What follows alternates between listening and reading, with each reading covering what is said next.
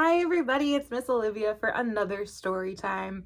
And before we start story time, I thought we would sing a song about happiness. Because it's a song that might bring us some happiness right now. So before we start, did you remember to bring your hands to story time? Did you remember to bring your hands? All right. And did you bring your knees? My knees are here. And this is a very important question, and it's a very serious question for all of you. Did you remember to bring your butts to story time? Did you? Because sometimes I forget my butt. Sometimes I leave it at home. Yeah, is it with you? Okay, show me how to wiggle your butt. We're going to wiggle. Okay, so this is If You're Happy and You Know It. Ready? Okay. If you're happy and you know it, clap your hands.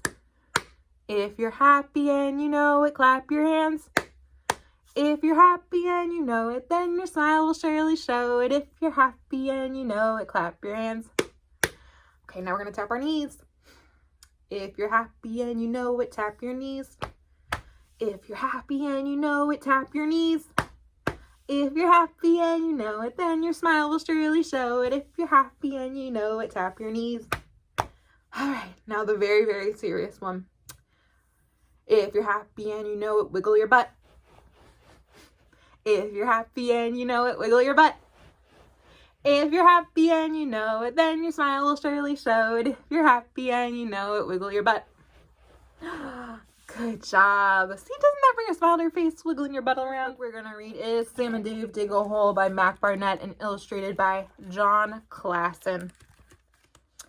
Now, this book needs all of you to pay attention because something happens. So this is the title page of a book. The title page has the title, the publisher, the author, and the illustrator. And on this title page, there's an illustration. And what is on that tree? Those are apples. So remember that. This is an apple tree. And the rooster at the top of the house is pointing this way. Right? Okay. Remember that. On Monday, Sam and Dave dug a hole. That's Sam and Dave. When should we stop digging? Asked Sam. We are on a mission, said Dave. We won't stop digging until we find something spectacular.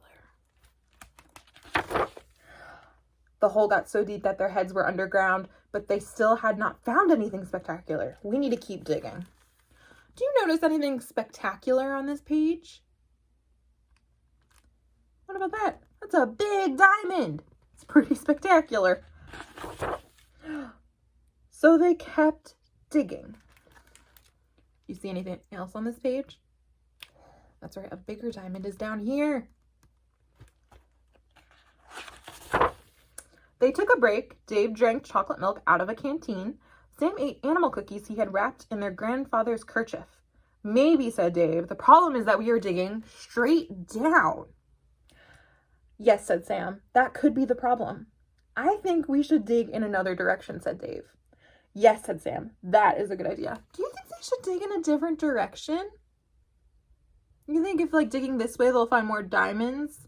No, they should keep digging straight down. So they went to the side. I have a new idea, said Dave. Let's split up. Really, said Sam. Just for a little while, said Dave. I will help our chances. So Dave went one way and Sam went another. Do you think they're missing something? This is a big diamond. They're missing the diamond. But they did not find anything spectacular. Maybe we should go back to digging just straight down. Should they go back to digging just straight down? No, Sam and Dave. Yes, said Sam. That is a good idea. Is that a good idea, friends? No, look what they're missing. Look how big that diamond is. Oh my gosh. They could be filthy rich. Sam and Dave ran out of chocolate milk, but they kept digging. They shared the last animal cookie, but they kept digging. Do you guys see anything special down on this page? Maybe for a special dog friend? That's right, there's a bone down here. After a while, Sam sat down. Dave, he said, I am tired. I cannot dig anymore. I am tired too, said Dave. We should take a rest. So they take a rest right before the bone. But who's going to find the bone?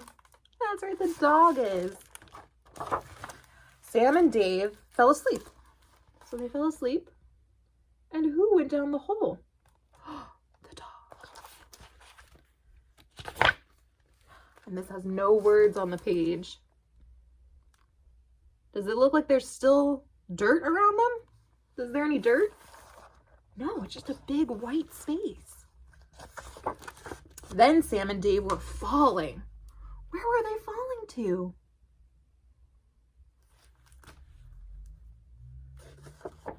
Sam and Dave fell down, down, down. So there they are falling. Again, do you see dirt? No, it's a lot of white space. So where are they? Where could they be going? Until they landed in the soft dirt. Well, said Sam. Well, said Dave. That was pretty spectacular. So they're back home. But do you remember at the beginning of this story when I asked you to pay attention to the tree? What kind of fruit is on this tree? That's right, those are pears. Those aren't apples. And which way is this little guy going? Is this guy even a rooster anymore? No, it's a duck. And which way is it pointing? It's pointing that way. It was pointing this way before. There's something very peculiar about this place. Do you think they're actually home? Or do you think they're somewhere else? And they went inside for chocolate milk and animal cookies. And the dog and the cat share a look. Do you think the dog knows that they're not really home? The end. What do you think? Do you think that Sam and Dave realized that they weren't actually home? Or do you think the home was similar enough that they wouldn't even notice? Instead of apples, they could have pears, which are pretty similar. The duck and the rooster kind of look the same. Do you think they noticed? Who knows? Who knows if they noticed? That's what is awesome about this book. You can talk about it forever because there's so many ways this book could go on. You could write your own story about what Sam and Dave discovered. Did they ever find those diamonds down there? Did they dig another hole and find another tree? Maybe this time it's a cherry tree or a lemon tree. I challenge you all to write your own ending to this story. How about that? All right, let's do the next book. Okay, that's better, right? Awesome. So the next book is by Mac Burnett and John Classen. Again, I thought we could just read 2 books by the same author and illustrator back to back.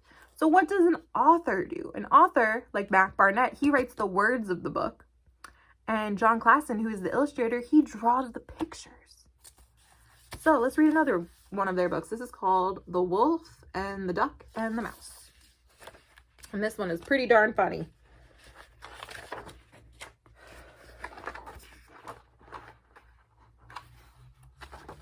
Okay. Early one morning, a mouse met a wolf. And he was quickly gobbled up. So the mouse was eaten on the first page. Oh, whoa, said the mouse. Oh, me. Here I am, caught in the belly of the beast. I fear this is the end.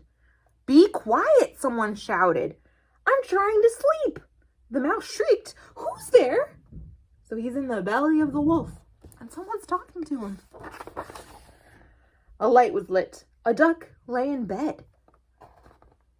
There's the duck. Well, said the duck. Oh, said the mouse. Is that all? Asked the duck. It's the middle of the night. The mouse looked around. Well, out there it's morning. It is, said the duck. It's so hard to tell. I do wish this belly had a window or two. In any case, breakfast. The meal was delicious. Where did you get the jam? The mouse asked. And a tablecloth. The duck munched on a crust. You'd be surprised what you find inside of a wolf. It's nice, said the mouse. It's home, said the duck. You live here? Asked the mouse. I live well. I may have been swallowed, but I have no intention of being eaten. So they live inside the wolf's belly. That's pretty silly. For lunch, they made soup. The mouse cleared his throat. Do you miss the outside? He asked. I do not, said the duck. And they are making soup. Look at all this stuff that's in the wolf's belly. The wolf swallowed some knives, a spoon, some pots and pans. The wolf swallowed an oven.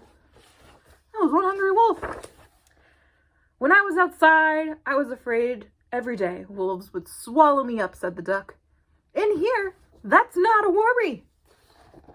So there's the duck being scared. Why is he not scared that he's going to be swallowed by a wolf inside the wolf's stomach? Because he's already been swallowed by a wolf. The duck had a point. Can I stay? The mouse asked. Of course, said the duck. This called for a dance. So that's them. And that's them dancing. So the wolf also swallowed. What's that? He swallowed a record player. Man, this wolf is hungry. The ruckus inside made the wolf's stomach ache.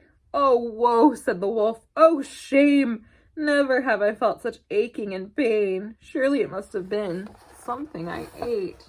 So there's the wolf. The duck shouted up, I have a cure. You do? Asked the wolf. Yes, an old remedy sure to settle your tummy. Eat a hunk of good cheese and a flagon of wine and some beeswax candles. What do you think the duck is up to? That night they feasted. The duck made a toast to the health of the wolf. So the wolf swallowed all that stuff. But the wolf felt worse. I feel like I'll burst. It hurts to move, said the wolf. A hunter heard the wolf moan. Oh, there's the hunter and there's the wolf. He fired a shot, but he missed in the dark. The duck called up, Run! Run for our lives! The wolf tried to escape, but he tripped, and he got trapped in an old oak tree's roots. Oh no, the poor wolf. Oh, woe, said the duck. Oh, doom. What can we do? I fear this is the end. The mouse stood up. We must fight. We must try. Tonight, we ride to defend our home. Do you think the mouse and the duck can defend their home from a hunter? Maybe. Charge! Yelled the mouse. And out they flew from the wolf's stomach. Oh, wow, said the hunter. Oh, death! These woods are full of evil and wraiths. He fled from the forest and never returned. So they scared the hunter. The wolf bowed down to the duck and the mouse. You saved my life when I thought not to spare yours. Ask a favor and I will be glad to grant it. Well, you can guess what they asked for. So where are they? That's right there in the belly of the wolf again. And that's why the wolf howls at the moon. Oh, woo! Oh, whoa! Every night he howls at the moon. Oh, whoa! Can you howl like a wolf? Oh, whoa! Nice. All right, do it again. Oh, whoa! Good job.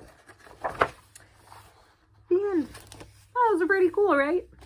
So what did you notice that was similar in these two books? They're a little silly, right? They're a little silly. I think that's why I like reading these books, because they're just so funny and silly. All right, let's sing a song to say goodbye.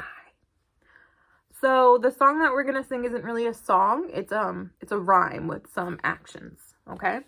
So I'm going to do it twice. So this is the first time. And it's called There Was a Little Turtle. So there was a little turtle. He lived in a box. He swam in a puddle and he climbed on the rocks. He snapped at a mosquito. He snapped at a flea. He snapped at a minnow. And he snapped at me. He caught the mosquito. He caught the flea. He caught the minnow. But he didn't catch me. You want to try it again? All right, let's try it again. So there was a little turtle. He lived in a box. He swam in a puddle. He climbed on the rocks. He snapped at a mosquito. He snapped at a flea. He snapped at a minnow. And he snapped at me. He caught the mosquito. He caught the flea. He caught the minnow. But he didn't catch me. Good job. Good job. All right. So that's the end of our story time. I encourage you all to look up more Mac Burnett and John Classen books. They're very funny. They're available on Overdrive and Libby. And I also encourage you all to finish this story. Tell your grown-up what you think happened after Sam and Dave got back to that new house. And I hope to hear about it when we reopen. And I miss you guys very much, and I hope to see you soon.